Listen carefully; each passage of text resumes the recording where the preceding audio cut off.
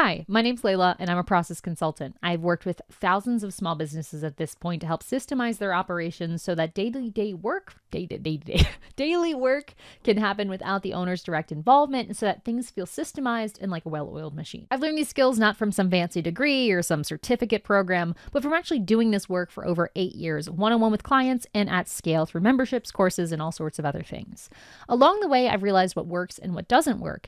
And one of the questions I get more often than not on this channel and in my email list is, Layla, if you were starting from scratch, knowing what you know now, having done this for 8 years, how would you systemize a brand new business from the beginning? So I thought there'd be no better way to teach the approach to systemizing than to actually show you it play by play in a real world scenario that I'm working through right now. The story of systemizing begins with realizing we have something worth systemizing, which sounds like a very simple step one, but it's a lot harder than you might think.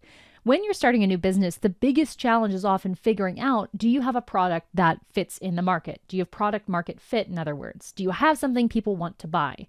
For so many small business owners, our challenge is we don't actually have that. We might think it'd be so amazing to sell carved pumpkins around Halloween, but it turns out people don't want to buy carved pumpkins. Yes, that is an actual business I tried to start at some point. That's not product market fit. And so in this first phase of this project, I had to figure out, is this new offering we want to do, does this make sense for the market? And the way I did that wasn't by doing some, market survey or analysis or reading Harvard Business Review or hiring a consultant. No, I literally got on calls. What this looked like for me is creating a loose list of deliverables and kind of the structure of how this service would work. I created this based on my experience working with clients in other formats, feedback we've gotten from customers in the past, which had just been kind of floating around my mind or inside one of our tools, and then also just what I thought would be a really fun business to run.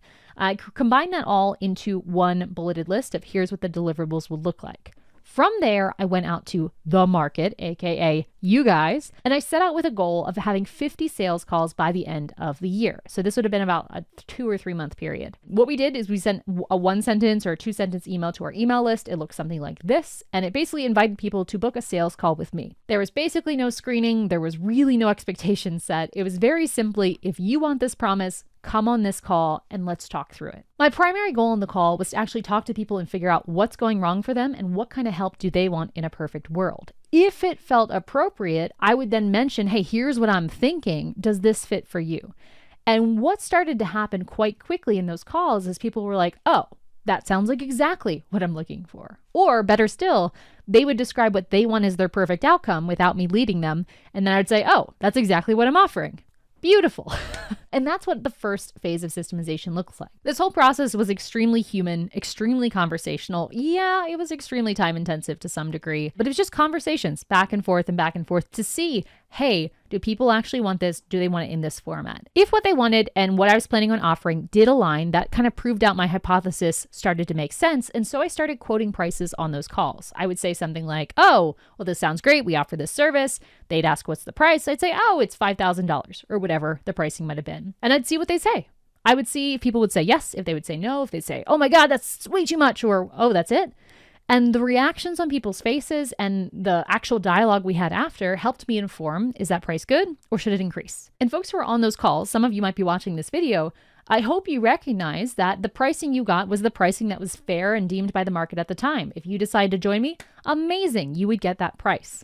But for the next person I spoke to on the call, I would be increasing the price. So each quote had kind of a natural expiration date. And this is how I was figuring out what price made sense for the product and for the market. Now, obviously, having 50 sales calls, it actually ended to be closer to like 55 or so. Having that many sales calls is not something that I can just keep track of in my head. I have a goldfish memory. I don't remember anything. So I need to make sure I am putting it in a tool from the get-go. And this is where the systems came in. At the jump of this new pilot service, I made sure that list of deliverables was in one central spot. In this case, it was actually inside the checkout of the tool I was using.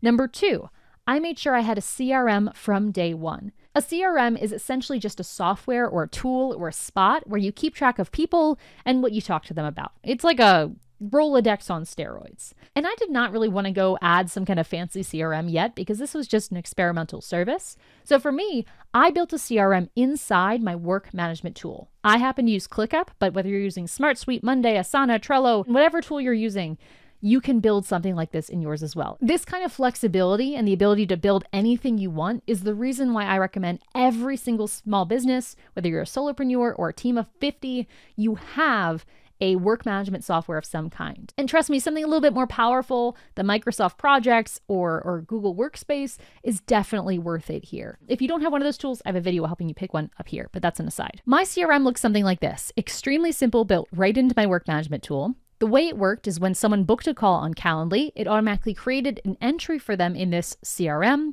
And when that CRM entry was in, it automatically had 3 follow-up tasks. Follow up 2, and follow up and close them out. Essentially, I was pre-promising for myself that I would follow up with every person 3 times before I gave up on them. Because I am very strategically lazy with how I spend my time, this did not take very long to set up. In fact, I would say it took about an hour to 90 minutes to get all of this stuff cooking. And it was just making sure I had a simple way to track. If I did not have the skills to build out the automation part of it, I could also easily do this manually per call. However, unlike someone starting their business for the first time, I knew starting this service, I was doing this in addition to already running a company. And so I did not want to spend a ton of time on those calls. So for me, it made sense to automate this a little bit earlier than I might otherwise. So here we are, we had the CRM. I'd already set a goal for the quarter for myself to have 50 sales calls and 4 sales that I would make. Notice that's a very low conversion rate. That's on purpose. I had hoped to just have a lot of conversations. I didn't necessarily want to commit to fulfill a bunch of projects at this point in time. But fortunately or unfortunately, things really got traction a lot faster than I thought, and people were ready to go. Like, they didn't want to wait until Q2 2026 in order to start a project. They wanted to start sooner. And so my discovery phase of systemizing the service and confirming fit, I felt like I was pretty good on. I was ready to move on to the next stage, which is how do I go from people interested to actually working with them? Similar to what I did for product market fit, when it came to fulfillment, I outlined a hypothesis. I said, hey, here's what I think is going to happen from start to finish to deliver the service. It was something like 10 different actions that I was going to do or the client was going to do, and I put a date attached to each one. It looked something like this. Going into the fulfillment phase with this hypothesis of the tasks that needed to get done is no different than what you might do every week when you think about what do you need to do to grow your business. You don't really know. But what I did is I wrote down my guess, and that is more than what most small businesses do, and it's something I've learned the hard way.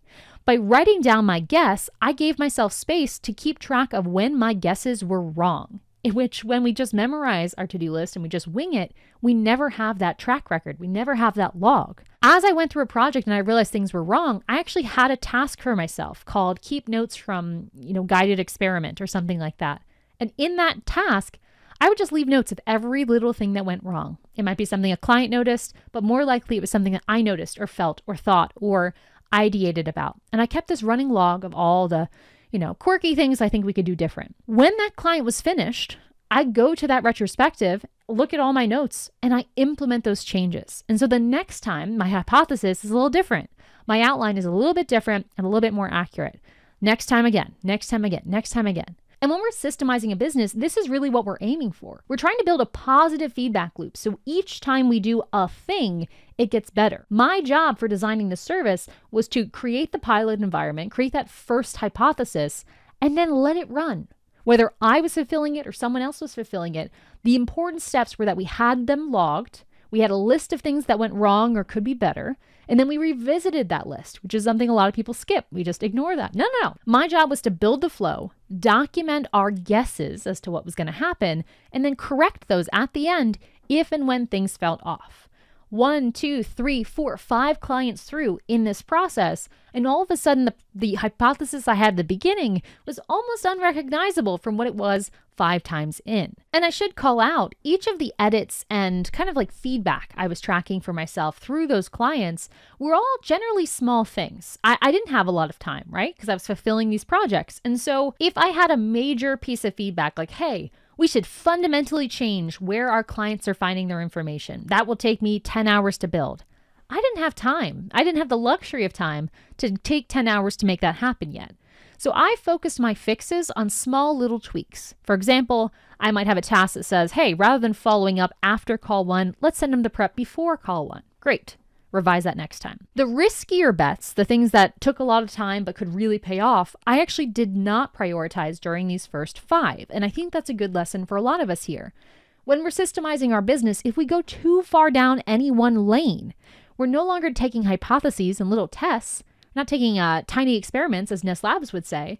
We're taking big freaking guesses. And if we guess wrong, because we don't have that much information in the early days, we just waste our time. And it's just a fancy form of procrastination. So I let those big ones wait.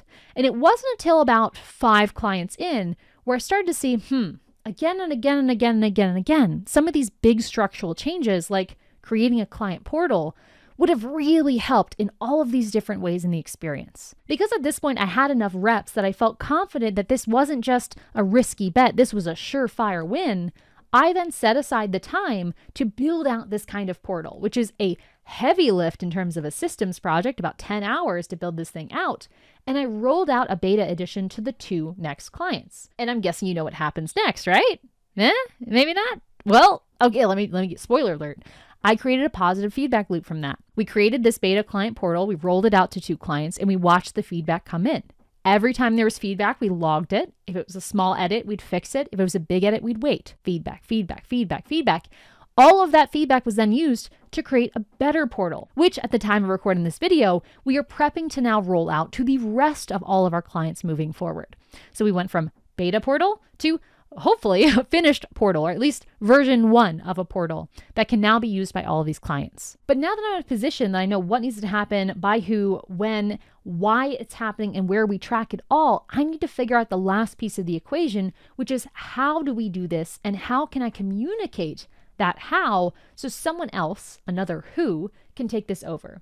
Because my plan from the beginning with this service was to have it be something that ProcessDriven provides. I love providing consulting. I love working one-on-one with folks. If you're one of my clients that I'm working with right now, like it truly is the highlight of my week. However, I know long term, I can only handle 4 to 8 clients at one time. Like that's it.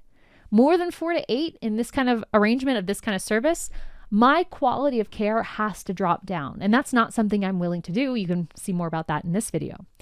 So if I actually want to help more businesses than just, the 50 I could handle on my own each year, then it's time to look towards adding team. And I knew this was the goal from the beginning, to have just 1 or 2 other people who could also support clients so we can work in this one-on-one capacity, but at a slightly larger scale. Not an agency, that kind of shit, but just a little bit more so that there's coverage and support. And if I'm out sick, God forbid, my clients are still taken care of. So that pushes me into the next level of systems building, which I now need to build out the playbook that allow other people to do this work. From there, the next hypothesis we had to test was how do we take someone who knows our work or has been a client and make them at a point where they are ready to be a process-driven coach? Like, how do we make that transition? Well, just like we did with clients, hypothesis. Here are the things I think need to happen based on my experience training other people to be coaches. Here's what I think would be useful. Here's what I wish I had. Testing this hypothesis is what's happening right now. And you can bet as I go through this, we are learning what works and what doesn't work. And if we get through this training process with somebody and they're not perfectly ready to be a process-driven coach, guess what? We'll fix it. We will continue to work with them and we'll revise the process for next time so that these coaches can provide the quality and care that I can provide and then some. Because unlike doing this on the side of being the CEO of a business, this is their main job and the main thing they focus on while they're working here, which gives them a whole different level of mental capacity than what I can bring, which is kind of exciting. The other piece we need to sort out, though, is as we train people up through this checklist, what kind of tools do they need in order to make this happen? If I was a rookie to systemization, what I would sit here and do is start creating some giant handbook of here's all the stuff you need to know about coaching. Do this, do that, do this. Here's a template for this, blah, blah, blah. I'm not going to do that. You know what I'm going to do? I'm going to only fulfill what is required for my hypothesis. I'm going to say, hey, we're going to do these things. I'm going to talk to these coaches. I'm going to say, hey, do you need anything else? Oh, you do? Okay, we'll create that. And we are going to co-create this experience together because as I've said so many times on this channel about systemizing businesses, if you systemize for things that are hypothetically helpful, you are almost guaranteeing that you are wasting your time. You can always spend more time to systemize more, but if you over-systemize or create things that don't actually help, you will never get your time back. This is one of those hindsight 2020 things with starting this kind of new business here with 8 years of experience. I know this truth to be true. Back in the early days, I would not have known this. I would have over-systemized, I would have overbuilt, I would have built SOPs, I would have all of that stuff ready before one person started. I am not doing that. I'm not going to waste my time teaching them how to say hello on a call if they don't need that training.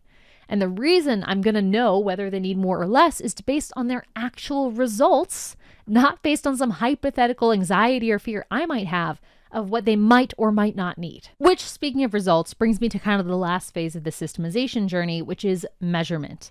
I am a big proponent that everybody in every business should be measuring things that they actually care about. I mean, there's whole books on this, right? Measure what matters. This is not a new concept, but it is a new concept when we apply it to operations. Up until now, there is not a set standard of measurement when it comes to operational efficiency. People just make shit up and they're like, we're so much more efficient, but it's based on nothing. That's just silly to me. So when we work with clients, but especially for my own projects, I always attach measurements to success. So for us here, my initial experiment, the success metrics were 50 sales calls and 4 sales. Blew those numbers out of the water. And then some. When I moved to the second phase of fulfilling these projects, my measurements were first, did the clients enjoy the experience? Did I receive testimonials or positive feedback? Did I enjoy delivering these services? Would I be comfortable managing a team of others doing this long term? And 3, profit margin. This is the big one in terms of if this doesn't work, none of the other ones matter, but were the number of hours it took to fulfill the project still profitable and a good use of time compared to other things we've done and other offerings we have? Those were the 3 check marks, which we did pass. Which brings us to our third phase here, which is actually getting other coaches to perform this function. Same thing. We are attaching metrics to it. We have scorecards per coach and overall, and we're going to be using those to figure out, is the program working? Is each individual coach the right fit? And of course, just like before, are clients happy and are we happy running it?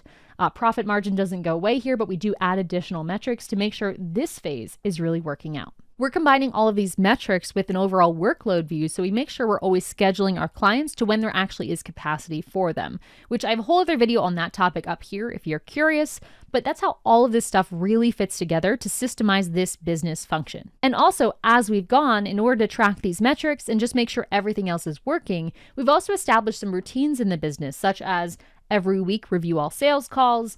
Every month, check our metrics. Every quarter, review our assets. These are all recurring routines to make sure the stuff we're building gets maintained into the future. Now, if all of this sounds like a lot, it's because it is, especially if you've never done it before. No one teaches you when you're in school, or even if you're in like an MBA program, no one teaches this stuff. Why? I don't know. Let's fix that. That's what this whole business is, trying to fix that. I've now seen behind the scenes data from thousands of small businesses. I know this stuff works. And even if it feels overwhelming to you right now, I want to just affirm to you, it is extremely possible. And rather than 3 years or 5 years, it's really possible in about 2 to 3 months. So if you'd like help figuring out which systems in your business that are worth their weight in gold if you just get them a bit more organized, use the link in the description below to work with me or my team to organize your business once and for all. Or just watch this video here on the end screen to learn how to start DIYing your system setup and come back to us when you're ready. Either way, enjoy the process.